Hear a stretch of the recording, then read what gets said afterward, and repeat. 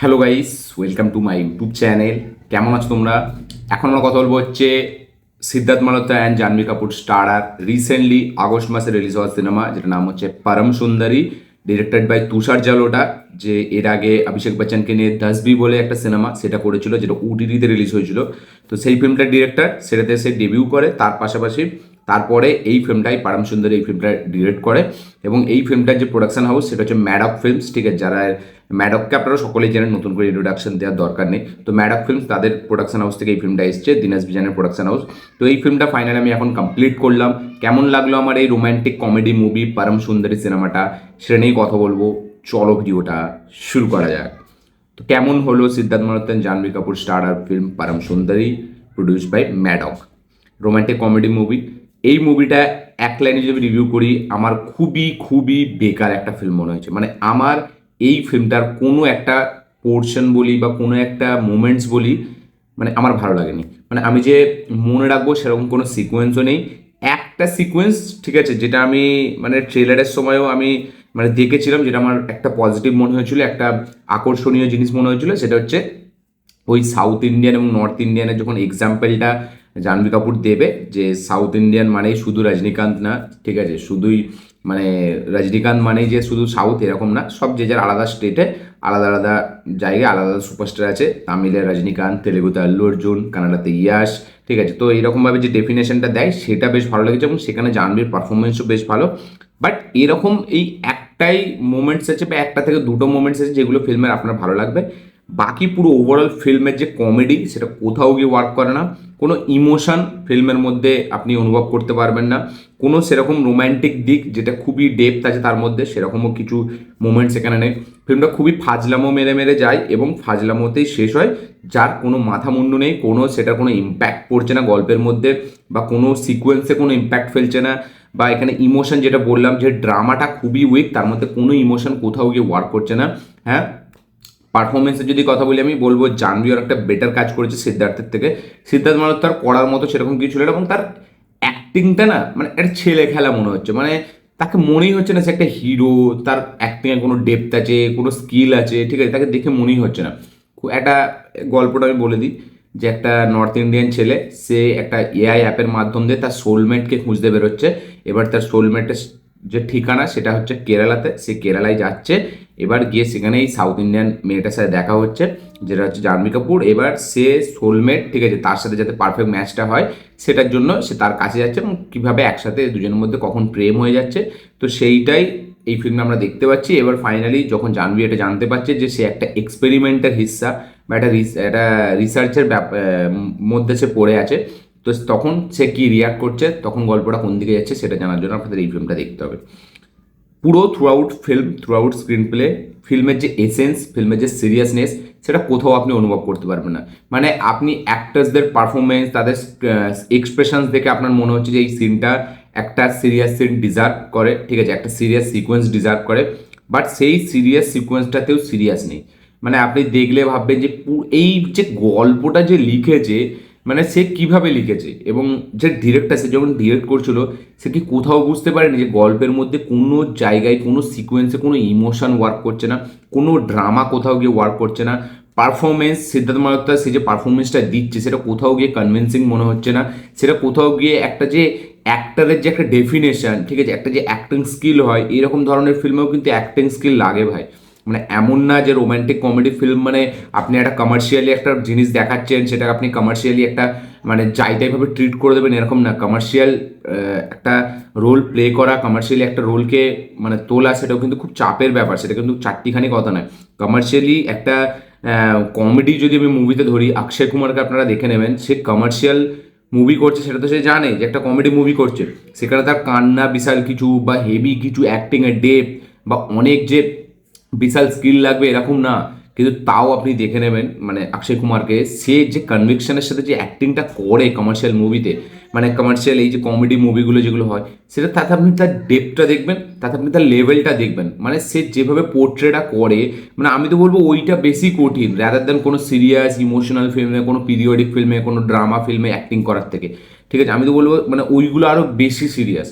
আপনি যখন দেখবেন যে, আমি কার কার এক্সাম্পল দেবো, আমি ধরছি আমি ভিকি কৌশলের এক্সাম্পল দিচ্ছি, ভিকি কৌশলও তো কমার্শিয়াল রোমান্টিক মুভি করেছে, কিন্তু তাতেও তার পারফরমেন্সটা না জাস্টিফাই হয়, তাতেও তার পারফরমেন্সটা চোখে লাগে। কমসে কম কমেডি সিকোয়েন্সেও যদি আপনি দেখতে না পান, সিরিয়াস সিকোয়েন্স আপনি দেখতে পাবেন। এখানে সিরিয়াস সিকোয়েন্সেও সিদ্ধার্থ মালহোত্রার পারফরমেন্স আমার কোথাও গিয়ে জমেনি। এই থ্রু আউট ফিল্মটা সত্যি বলছি আমার জাহ্নবীকে অনেক বেটার মনে হয়েছে সিদ্ধার্থ মালহোত্রার থেকে। মানে জাহ্নবী সে চেষ্টা করেছে, তার চেষ্টাটা এখানে চোখে পড়ে। হ্যাঁ, সে আমি বলবো না যে হেভি করেছে, তার সাউথ ইন্ডিয়ান মেয়ের ক্যারেক্টারটা তবুই কিছু ড্রেস আপের জন্য একটু মেনটেন হয়ে যায়, বাট তাও আমি বলবো সে অনেকটা চেষ্টা করেছে। এর জায়গায় হ্যাঁ অন্য কোনো অ্যাক্ট্রেস থাকলে আরও বেটার করতো, শ্রদ্ধা থাকলে বা আলিয়া থাকলে তো মানে ফার ফার বেটার হতো, বাট সে তাও চেষ্টা করছে এবং সেই চেষ্টাটা না আপনি পুরো স্ক্রিন প্লেতে আপনার ভিজুয়াল হয়ে যাবে, আপনি দেখতে পেয়ে যাবেন তার কনভিকশনের সাথে সে করেছে, সেটা সে দেখলে বোঝা যায়।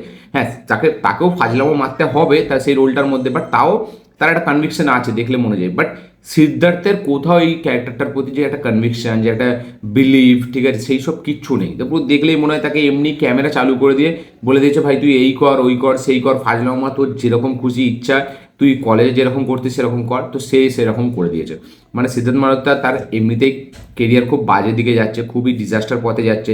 তার রিসেন্টলি কোনো ফিল্ম শেরশাহ ওটিটিতে রিলিজ হয়েছিল বলে অত লোকে প্রশংসা করেছিল, তারপর থেকে তার কোনো থিয়েট্রিক্যাল বিজনেস কোনো হেভি নেই, কোনো বক্স অফিস কালেকশন তার ফিল্মের ভালো নেই, না কোনো তার ফিল্ম ভালো, কোনো ক্রিটিক্যালি অ্যাক্লেম তার কোনো ফিল্ম আসছে। তো সে এরকম ধরনের সিনেমা করছে এবং সে এই ন্যারেশনগুলো যখন শোনে তখন সে বুঝতেই পারে না যে তার ক্যারেক্টার করার মতো কিছু নেই।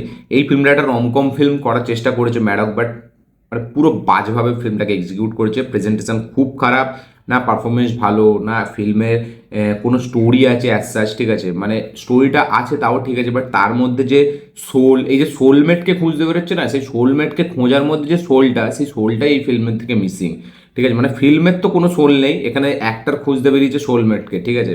মানে কি বলবো, ওই বলে না একটা কথা আছে কি, আমি ভুলে যাচ্ছি, আমি বাদ দিয়ে আমি ভুলে যাচ্ছি এখন, ওই কথাটা খুব হাসির কথা। তো এখানে ডিরেকশন খারাপ, রাইটিং খারাপ, ফিল্মের পারফরমেন্স খারাপ। জাহ্নবী কাপুরকে তবুই আমি এক্সেপশনাল বলতে পারি যে পারফরমেন্স ভালো। কেরালার যে ট্র্যাডিশনটাকে দেখিয়েছে, ঠিক আছে, সেই ট্র্যাডিশনটা আমি তাও বলবো কিছু হাদ তাক মনে হয় বিলিভেবল হয়, একটু মোটামুটি ঠিকঠাক আছে, এমন নয় যে খুব খারাপ। কেরালাতে যে ফিল্মটা শ্যুট হয়েছে বা কেরালাতে শ্যুট করে মানে কেরালার যে কালচারটা দেখায় সেটা তবুই মাঝে মাঝে কিছু জায়গায় জেনুইনলি মনে হয়, সেটা আমি ঢপ মারবো না যে না মনেই হয় না, খারাপ মানে সব খারাপ এরকম না, সেটা জেনুইনলি আমার কিছু কিছু জায়গায় সেটা সত্যিই মনে হয়েছে এবং দেখে মনে হয় যে না একটা মালায়ালি ফিল্ম আপনারা দেখছেন। এবং তার মধ্যে যখন সিদ্ধার্থ মালহোত্রাকে দেখবেন তখন আপনি বুঝে যাবেন যে না এটা কোনো বম্বের ফিল্ম, কারণ তার মধ্যে যে একটা নর্থ ইন্ডিয়ান ছেলে সেটা কিন্তু খুব বেশি ভিজুয়াল মনে হয়, ঠিক আছে, তার মেকআপ থেকে শুরু করে তার ড্রেসিং স্টাইল, তার ক্যারেক্টারটার যে চলাফেরা, ঠিক আছে, তার অ্যাক্টিভিটিস, সেটা সত্যিই মনে হয় নর্থ ইন্ডিয়া। এবং এই যে বললাম কেরালা, জাহ্নবী কাপুরের দিক থেকে যে কেরালাটাকে যেভাবে দেখানোর চেষ্টা করেছে সেটা কিছু হাদ তাক মানে সেই দেখিয়েছে, মানে ঠিকই দেখিয়েছে, ঠিক আছে, মানে কোথাও ভুল দেখায়নি, অনেকটা বেশি ভুল দেখায়নি।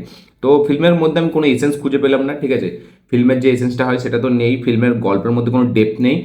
রমকম মুভি যদি আমি বলি, আমি কালকেই দে দে প্যাড দিয়ে রিভিউ করছিলাম, তখন বলেছিলাম যে ফিল্মটা লাস্টে যে সিরিয়াসনেসটা আনে সেটা জেনুইন সিরিয়াস মনে হয়, সেটা তাব্বুর পারফরমেন্স পুরো পুল আপ করে দেয় সেখানে। মানে আজকে দেখবেন কিছু না বলে শুধু চুপ করে থেকে পুরো জায়গাটাকে পুল আপ করে দেয়। এইখানে সিরিয়াস সিন লাস্টে শুধু গানটা সিরিয়াস, বাকি যে সিরিয়াস সিন দেখিয়েছে সেই সিরিয়াসের মধ্যে কোনো সিরিয়াসনেস নেই। এখানে কোনো কমেডি সেইভাবে ওয়ার্ক করে না। শুধু যেরকম বললাম যে জাহ্নবী কাপুর যখন ওই এক্সাম্পলটা দিচ্ছে সেই সিকোয়েন্সটা ভালো লাগে, সেটা কেন ভালো লাগে, যদি আপনি মুভি বাফ হন, যদি আপনি মুভি লাভার সিনেফাইলস হন, তবেই আপনার ওই জায়গাটা ভালো লাগবে। বাকি সিদ্ধার্থ আর জাহ্নবীর মধ্যে যে রাগ খুনসুটির যে ব্যাপারগুলো সেটা কোথাও গিয়ে ওয়ার্ক করে না, রোম্যান্টিক দিকটাও কোথাও গিয়ে সেইভাবে এক্সপ্লোর করে না। তো সব কিছুই খুবই অ্যাভারেজ ওয়েতে চলে এবং ফিল্মটা এতটা লম্বা মনে হয়, এতটা টেনে খেঁচে মনে হয়, ঠিক আছে, যে মানে ফিল্মটা কোনো একটা একটা কোনো এরকম মোমেন্টস থাকে না বা একটা কোনো এরকম সিকোয়েন্স থাকে না যেটা আপনার খুব একটু ইম্পর্টেন্ট বা আপনার সাথে থেকে যাবে বা আপনি এই ফিল্মটাকে রিপিট আবার টিভিতে দেখবেন। মানে টিভিতেও যখন আসবে তখনও পাবলিক এই ফিল্মটাকে দেখবেন এবং পুরো ফিল্মটা throughout screenplay just ফাইলামো চলতে থাকে, জাস্ট ইয়ার্কি চলতে থাকে এবং ক্যামেরা চালু আছে, এদেরকে বলেছে তোরা যা খুশি কর, এরা যা খুশি করেছে। মানে আমি তো বুঝতে পারি না যখন এই ন্যারেশন শোনে বা যখন ডিরেকশন এরা দেখে মনিটরে, তখন কি এরা বুঝতে পারে না যে ফিল্মটা কী দেখাতে চাইছে ডিরেক্টর। এবং এই ডিরেক্টরকে এখন 10 দিন কেন, মানে আমি বলবো এই 10 দিন বলছি, আমি এখন বলবো 10 বছর বসিয়ে রাখা উচিত তাকে এই ভুলভাল কাজ করার জন্য। তো আমি তো বলবো একে একবার ওয়াইআরএফের সাথে কাজ করানো দরকার, এই ডিরেক্টরটার সাথে, এই ডিরেক্টরটাকে, যাতে তার সাথে মানে ওয়াইআরএফের ভালো এতে দিতে পারে।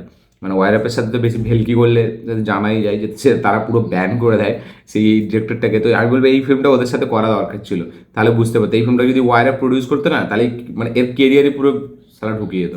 খুবই খারাপ একটা ফিল্ম ডিরেক্ট করেছে, খুবই খারাপ খাজা একটা ফিল্ম হয়েছে। এবং ম্যাডক ফিল্মসও যে এরকম মাঝে মাঝে একটা ফিল্ম করে দেয় না, এটা আমার খুব রাগ ধরে। মানে ম্যাডকের কাছে একটা আলাদা এক্সপেকটেশন থাকে যে ভাই না, এরা যাই হোক এরা অডিয়েন্সের সাথে খেলবে না, এরা অডিয়েন্সকে সিরিয়াসভাবে নেয়, এরা যে কমেডিটাও দেখাবে সেটাও মানে তার মধ্যেও 100 কোটি লুকিয়ে থাকবে। বাট এই মাঝে মাঝে এই এক একটা এরকম পরম সুন্দরীর মতো সিনেমা করে দেয়, যেটা পুরো মানে এই যে ম্যাডকের ওপর যে ভরসা সেটাও মাঝে মাঝে হারিয়ে যায়। তো খুবই খারাপ। এই যুগ যুগ যে বলছি, এই লুকাছুপি, এই পরম সুন্দরী, এই সিনেমাগুলো কেন করে ম্যাডক আমি বুঝতে পারি না। মানে এগুলো কোনো দরকার নেই ভাই, মানে খুবই খাজা একটা সিনেমা হয়েছে। এই লুকাছুপি সিনেমাটার মধ্যেও কোনো ডেপ দেখতে পেলাম না, কোনো কমেডির মধ্যে কিছু নেই।